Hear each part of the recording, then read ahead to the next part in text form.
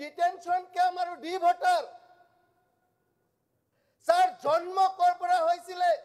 কোনে এই সৃষ্টিকৰ্তা কোন সৰকাৰ অধীনত হৈছিলে আৰু সেই সৰকাৰেৰ দিনত হোৱা সেই দলৰ সদস্য ইয়াতে বহি আছে তেওঁলোকে আজি সমালোচনা কৰিব বিচাৰিছে বৰ্তমানৰ সৰকাৰখনক কিন্তু তেওঁলোকে নিজৰ বুকুত হাত ৰাখি পেলাই ক'ব লাগে যে সেই সময়ত যি সৰকাৰে এই detention camp R D voter আনিলে আনি কিছু বিদেশীৰ নামত ভাৰতীয়সকলক হাৰাশাস্তি দিলে আৰু সেই দলৰ সদস্য হৈ আজি ভাৰতীয় জনতা পাৰ্টিৰ সৰকাৰখনক সমালোচনা কৰাত তেওঁলোকৰ মনত এবাৰো প্ৰশ্ন জগা নাই নে আমিনুল ইছলাম জ্যেষ্ঠ ডাঙৰীয়াই এক গুৰুত্বপূৰ্ণ বিষয় উত্থাপন কৰিছে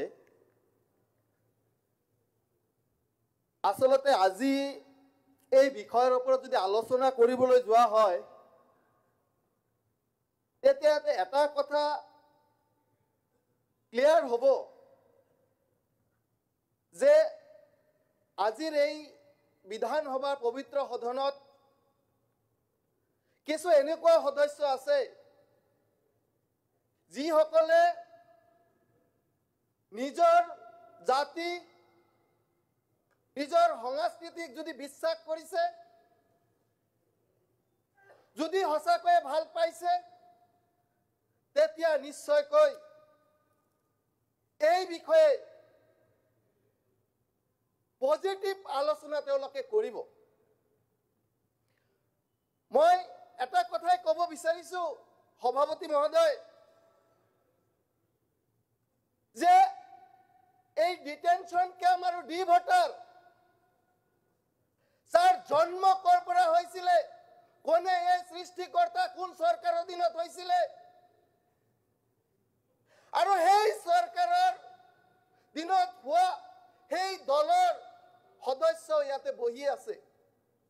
তেওঁলোকে আজি সমালোচনা কৰিব বিচাৰিছে বৰ্তমানৰ সৰকাৰখনক কিন্তু তেওঁলোকে নিজৰ বুকুত হাত ৰাখি পেলাই ক'ব লাগে যে সেই সময়ত যি সৰকাৰে এই detention camp R D voter আনিলে আনি কিছু বিদেশীৰ নামত ভাৰতীয়সকলক হাৰাশাস্তি দিলে আৰু সেই দলৰ সদস্য হৈ আজি ভাৰতীয় জনতা পাৰ্টিৰ সৰকাৰখনক সমালোচনা কৰাত তেওঁলোকৰ মনত এবাৰো প্ৰশ্ন জগা নাই নে এবাৰো তেওঁলোকে ভাবা নাই নে যে হসাকে আমি সেই জাতি কেন্দ্ৰীয় বিজেপি চৰকাৰ আৰু অসমৰ এছপি চৰকাৰ আছিলে তেওঁলোকৰ এই কমিউনিটিৰ পৰা আমি বিলং কৰো নে নাই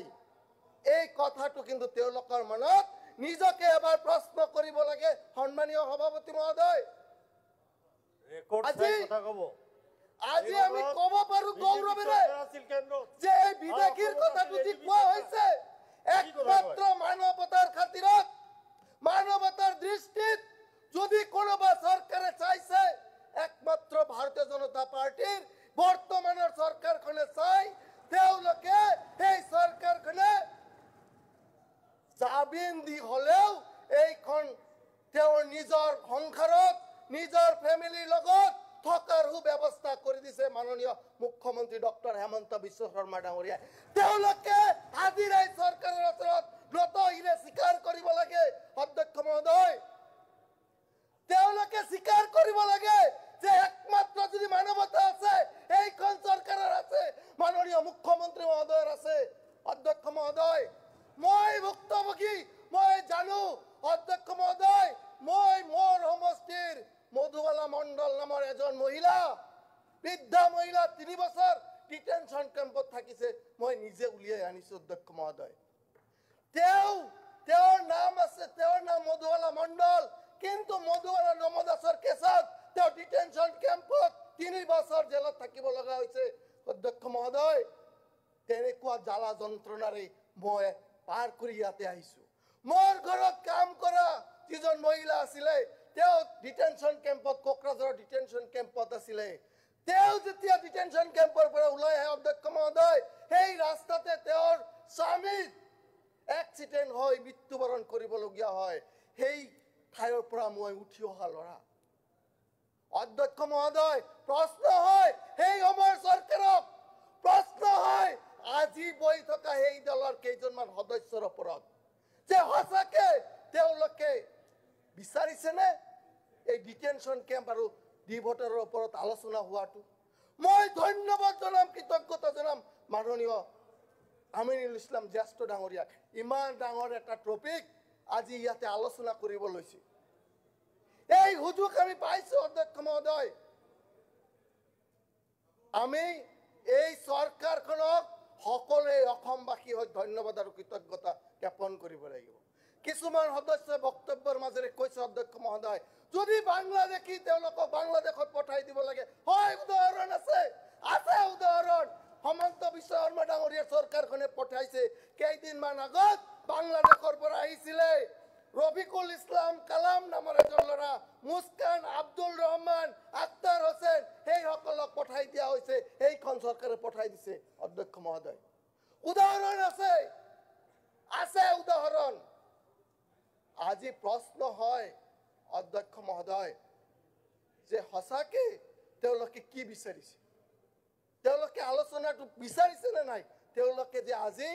এইখন চৰকাৰক প্ৰশ্ন কৰে। মই আশা ৰাখিম যে এই প্ৰশ্ন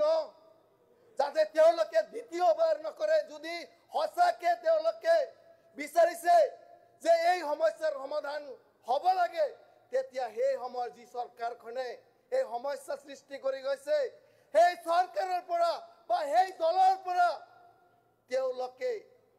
নিশ্চয়কৈ যদি তেওঁলোকৰ অঞ্চলৰ সেই ভাৰতীয়সকলক যিসকলৰ নামত ডিটেনশ্যন কেম্পত ৰখা হৈছে, যিসকলৰ নামত ডিভোটাৰ নামেৰে তেওঁলোকক নোটিছ কৰা হৈছে,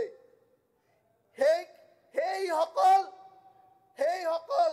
মানুহৰ স্বাৰ্থত বা সেইসকলৰ মুখৰ পিনে চাই তেওঁলোকে সেই দলৰ পৰা নিজৰ সদস্য পদ ত্যাগ কৰিব লাগে। অধ্যক্ষ মহোদয়, মই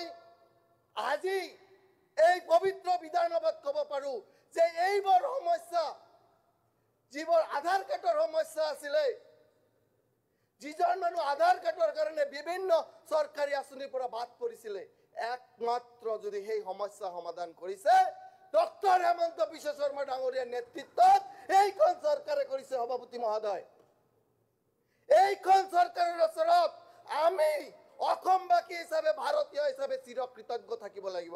আজি জল পটপট হ'ব অধ্যক্ষ মহোদয়, আজি জল পটপট হ'ব। ধৰ্মীয় সংখ্যালঘুৰ জনসাধাৰণে আজি বুজি পাব আচলতে তেওঁলোকক কোনে ভাল পায়, কোনে বিচাৰিছে যে তেওঁলোকৰ সমস্যা সমাধান। অধ্যক্ষ মহোদয়, আজি মই আকৌ এবাৰ আপোনাৰ জৰিয়তে আমিনুল ইছলাম জ্যেষ্ঠ ডাঙৰীয়াক ধন্যবাদ আৰু কৃতজ্ঞতা জনাইছো যে ইমান ডাঙৰ